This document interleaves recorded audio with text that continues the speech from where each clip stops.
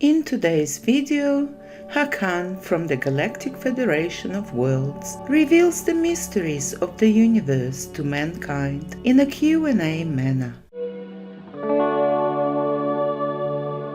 Hi and welcome to my soul tribe. My name is Miriam Rose. If you like this video, please make sure to subscribe, like, comment and share, as I really appreciate your support. And just a brief mention, I'm running a pre-Christmas giveaway, which is a makeup giveaway on my other channel called Miriam Rose. All you need to do to be in the running is to subscribe to the other channel and leave a comment. A winner will be picked at random. So I wish you all the best, and if you're interested, please make sure to visit my other channel called Miriam Rose. Now let's get on with it. My dearest brothers and sisters, this is Hakann speaking. Many people have sent in questions. This is a good sign that humanity is waking up. I'm grateful for all your questions. Question. I'm curious about RH negative blood light workers and children. Is there any specific mission connected to us? Why does this mutation exist on Earth at all? I believe it is an outcome of a DNA research, but since this mutation involves a high risk for pregnancy, I wonder how it is possible that there are still RH negative people existing. Is there a way we can utilize the gifts connected to this mutation for the betterment of all people? Or maybe it doesn't matter at all. Do you Pleiadians have many blood types or just one? Answer. Those are excellent and very perceptive questions. Thank you. RH negative blood is actually associated with reptilians. People become wiser and more powerful if they have experiences and are touched by both the light and the dark. So from that point of view, having some reptilian associated blood in your veins can be beneficial. People with RH negative blood are not automatically evil or bad. Beings have free will.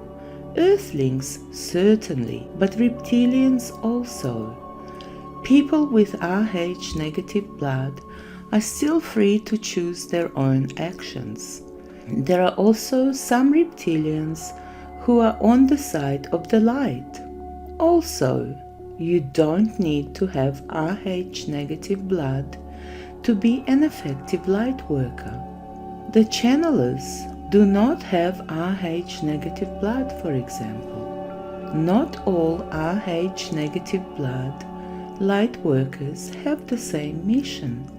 However, RH negative light workers are typically a bit more touched by the dark than other light workers, which give them an edge in certain tasks, such as directly researching or combating the forces of the dark. That said, I would primarily follow your own soul's guidance. It will take into account your blood group and many other things. Blood groups don't have a huge impact on your life, but they do have a slight impact. Other blood groups have slight advantages too. The RH negative mutation exists on Earth because lots of galactic races, including reptilians, long ago gave bits of their DNA to Earthlings. I describe this in my message, Hakann, History of Humanity. Since then, no one has interfered directly to eliminate RH negative blood, so it is still there. That is also why Earthlings look so different from one another. You have DNA from many different galactic races, and one Earthling has more DNA from one race and another Earthling has more DNA from another race. Conversely, from an Earthling perspective, all of us Pleiadians look quite similar to another. In Earthling terms, We also only have one blood group. Question: can you see the change in our media narrative in the near future? By the media, I mean newspapers, radio, and TV. We are staying patient in the shadow, doing our work and raising the overall vibrations, but I believe media play a huge role in the stopping people from waking up. I so wish for them all to understand the truth. Possibly it is much of a wish right now. Many, many thanks for asking the questions and for what you do. Answer: yes, this is a question that is on many light workers' mind. I appreciate you for asking what many people want to know. Yes, it is very unfair and lonely and alienating that the media brainwashes most people. However, we galactics are very hesitant to directly take over your media ourselves, for reasons outlined in the message Hakann, History of Humanity. What we hope is that Earthlings counter forces will take over the media relatively soon and start broadcasting truth. From our personal perspective, the Earthling counter forces are moving slower than is optimal. Unfortunately, while some Earthling counter forces might be opposed to the dark controllers who want to control everything, this does not automatically mean that the Earthling counter forces are selfless, spiritual masters. Some Earthling counter forces are motivated by greed or personal power, or by wanting their specific country to succeed, more than they want all of humanity to be free. Some Earthling counter forces still like the idea of them being richer or more powerful or more influential than other Earthlings. That said, from the perspective of the Earthling counter forces, we Galactics do not understand the situation of the ground, and they are already moving as quickly as is practically possible. There is certainly some truth to the statement that actually living on Earth gives them a more on-the-ground perspective than we get in our luxurious crafts up in the sky. That said, the sluggish pace of Earthling counter forces only slows down Earth's liberation. It does not stop it. At one point, your media will start reporting truth, and the vast majority of Earthlings will be united once again. This is going to happen. It is just a question of when. Also, the more that light workers help to increase the overall vibration, the closer that the point will come when media starts broadcasting truth again. Thank you for helping with this. Question: could you ask the Pleiadians about the Star Wars movies? I have heard it is partly based on real galactic history. Do galactics use lightsabers? Answer: yes, indeed. Star Wars was inspired by real galactic history. It is great that it and Star Trek have given Earthlings some soft disclosure. I have actually sat down and watched Star Wars as opposed to just downloading it into my brain as I do with many other parts of Earth's culture. I liked it. I did not only enjoy seeing how real history was interpreted and turned into a quasi-fictional story by Earthlings, but I also enjoyed the story of what it was. You Earthlings are excellent storytellers. I think that once Earth is free, very many galactics will want to hear the stories of Earth.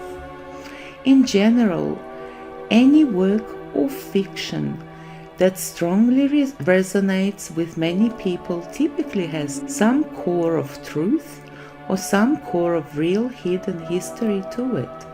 This doesn't mean that every word literally happened, just that some of it was inspired by real events.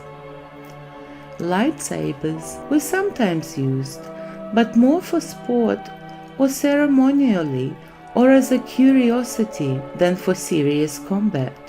From our perspective, your guns are very primitive, but even they would beat a lightsaber in a fight. If I gave you a lightsaber, could you win against someone armed with an assault rifle or even a minigun? Probably not. I know that the Star Wars stories, Jedis are supposed to be so good that they just stop or melt a swarm of bullets in mid-air, or dodge or parry that with supernatural speed. However, anyone who can actually do that could also just disable an enemy with combatant with a thought, which is more efficient than charging them with a lightsaber. Lightsabers are also not harder to avoid than one of our modern ranged weapons. For combat in the real world, galactics use ranged weapons, psychic abilities, and in a pinch, their bodies. I am trained in what you would think of a martial art, although ours uses the conscious manipulation of energy and incorporates psychic abilities. Alternatively, a reptilian could easily just rip an earthling apart even without any kind of a special training of a weapon. That said, I cannot deny that lightsabers are kind of fun and cool. If you want to handle a real-life lightsaber and we consider you to be careful and responsible enough for that, we could lend you one for a while. There are so many wondrous things we would like to show you once we have landed. Question: when do you think the Galactics will begin contacting some of the Lightworkers? Physical contact? This is for Hakann. Answer: a very few Lightworkers have already been physically contacted. These are primarily world leader or military commander or special ops Lightworkers in order to coordinate and accomplish certain practical objectives, and in a few cases we have physically sat down and talked with certain influential people to give them information or to try and convince them to do certain things. We have not yet visited most Lightworkers. For example, we haven't physically met the Channeler yet, even though Tonya and I and a bunch of other Galactics would love to meet him. In fact, we would love to meet all Earthling Lightworkers, just for the joy of connecting with you. We have visited around 40% of Lightworkers in their dreams, but often these dreams are not remembered. It is hard to predict when exactly conditions will be right for us to start physically contacting the bulk of Lightworkers. It depends on the choices that Earthlings make. There's a good chance that this will happen between 2023 to 2026. But if Earthlings make choices that delay things, then it might only happen 20 years from now. Question: I want to ask if the Pleiadian star system is mainly of what humans would consider white people. Answer: yes, from your perspective, most Pleiadians look like white people with a Nordic or Scandinavian appearance. That said, there are other advanced, benevolent, human-like galactics out there who do not have a white skin. Earthlings who look like us are not better or more valuable than earthlings who do not look like us. Question: do Pleiadians have pets? How is their relationship with their people? Also, are there wild animals there? In both cases, domestic or wild, do you have telepathic communication with them? Answer: oh, excellent questions. We do not have pets. We do have animal companions on our ships. These are not the property of any one individual, although these animals may choose to mostly spend their time with one or more specific individuals. The ship we are on is intelligent. The ship itself takes care of the animals. The animals do not attack us, for we are loving and unafraid. The animals have different levels of wilderness to them. Some choose to spend most of their time with humans. Others choose to spend most of their time among plants and trees and other animals on our ships. We can communicate telepathically with animals. Different animals have different levels of consciousness, so with some, the communication is a bit more sophisticated than with others. It has happened that we traveled to a planet. Some animals chose to come along for the trip, and they then chose to stay on the planet. Of course, we let them. We have also picked up certain animals this way. Sometimes we joke that our ships are in fact animal transport vehicles, which the animals use to get from one planet to the other. We love animals. I actually have one licking my hand right now. We also think that animals are excellent at teaching certain lessons to our children. Question: is there a Galactic Federation of Worlds? Answer: yes, there is, but it is more a loose corporation of beings who serve Source than a formal entity that forces people to do what it says. As I discussed in my previous message, beings who genuinely serve Source do not write laws for other beings who serve Source. At most, they will write guidelines or suggestions. So there is no set of laws that the Galactic Federation forces me to follow. That said, there are many beings in the Galactic Federation who have specific skills and information that I do not have. Hence, I can better serve Source by talking and cooperating with fellow people from the Galactic Federation. This kind of cooperation is what makes up the Galactic Federation of Worlds. We do not have a formal hierarchy that is enforced with laws and punishments, but we do have what you could think of as a competency hierarchy. For example, people recognize that I have certain skills, so I am accepted as a military commander, which is roughly the equivalent of an Earth general. However, I and others recognize that, for example, Ashtar Sharan is wiser and generally more skilled than I am, so when far-reaching and complex decisions have to be made, his voice weighs heavier than mine. He is higher in the competency hierarchy than I am, and he deserves to be there. That said, even he cannot be everywhere at once, and so he delegates some work to me. Arcturians are generally more spiritually developed than us Pleiadians. When it comes to sophisticated spiritual questions, I'm not that high in that particular competency hierarchy, so I will often consult with my Arcturian brothers and sisters on these matters. They have no formal authority over me, but they do have a recognized high place in that competency hierarchy, and it would be foolish of me to ignore that. I would not be serving Source to the best of my ability if I ignored the advice of people who I know are wiser than me.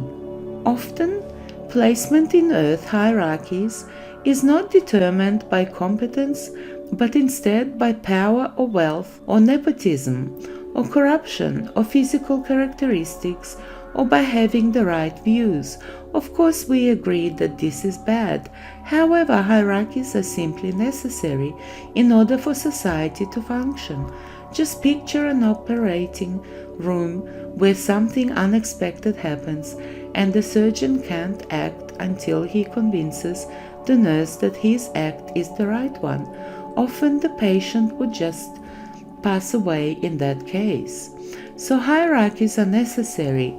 You just need to make sure that the placement in the hierarchy is based on the merit. Many of the problems that occur with Earth hierarchies are not present for us, because our primary concern is serving Source and not personal gain. Someone low in the competency hierarchy is not ashamed of being there because he or she too is serving Source, just as people higher in the competency hierarchy are. Plus, we have a growth mindset. I was an ordinary soldier at one time, and now I'm a commander. Many positions high in the hierarchy require that you have done some lower position tasks for a time.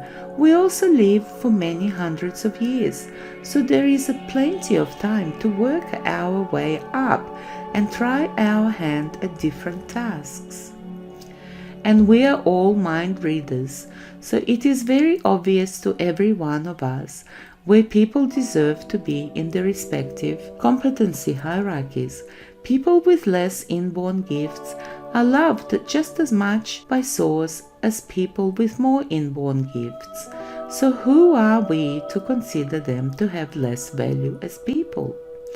This is also another advantage that positive extraterrestrials have over negative extraterrestrials. If someone at the very top of our hierarchy would pass away or get taken out, then we would very quickly find the most capable person and promote him or her to the top spot of our hierarchy. This would not have a big impact on the overall effectiveness of the Galactic Federation of Worlds. Conversely, if the top person in a negative hierarchy passes away or gets taken out, or even just shows weakness, then often there is paralysis in the organization, or a bloody power struggle, or the organization fractures into multiple new sub-organizations. So in summary, yes, there is a Galactic Federation of Worlds. It is a group of like-minded beings working together so that they may better serve Source. There is no Galactic Federation of World leadership that forces people who serve Source to follow certain laws. However, if Source asks them, they may intervene in situations where people are being directly harmed by someone else. Question: I often see a tic-tac craft on our skies. Is there any reason why certain people see alien ships, or this is pure incident and there is no plan behind that? Answer: we have indeed been saying hi to you in this way. We are happy to hear from you. We are able to cloak ourselves. Letting Earthlings see is us a conscious choice that we generally only make for two reasons, and you have seen us in both contexts. One reason is to wake up groups of people to the fact that we galactics exist, and to make people a bit more accustomed to our presence. For this, we choose to appear in places where that is beneficial for the people there to see us. We do enjoy showing ourselves to Earthlings and energetically feeling their reactions, but we will only do so if we judge this to be beneficial to those earthlings. The other is to wave to one particular individual. We might just want to say hi or to show that we haven't forgotten them, so that they are not crazy and that we are really in existence. Often this individual is a light worker, and sometimes this individual has shared past lives with some of us. Recall that most Pleiadians are many hundreds of years old, so it is entirely possible that two adult-age Pleiadians are friends or lovers or family members. Then perhaps one of them transitions and is now an adult earthling, but the other Pleiadian is still alive and still remembers their friend or lover or family member. For example, the channeler in one past life was born as Pleiadian. Then he chose relatively quickly to end that Pleiadian life in order to be born on Earth. However, his Pleiadian mother is still alive today and still loves him dearly. She would love to meet up with the channeler once more. So, as you can see, many of you light workers have galactic brothers and sisters, and fathers and mothers and sons and daughters alive today, who still knew you from when you shared a past life with them, and they sometimes wave at you by showing themselves in a ship. Many of us Pleiadians don't only see you earthlings as our metaphorical brothers and sisters. Some of us Pleiadians alive today literally remember spending time with you when you were physically living with us in one of our past lives. The same goes for other galactic races, such as arcturians. And yes, we are very eager to meet you once more. That time is coming. Thank you all for your questions. I love you very much. In the medium term, very good times indeed are coming. Your star brother, Hakann. I hope you enjoyed this video. With absolute gratitude, love and light. Till next time, cosmic kisses to everyone. Bye for now.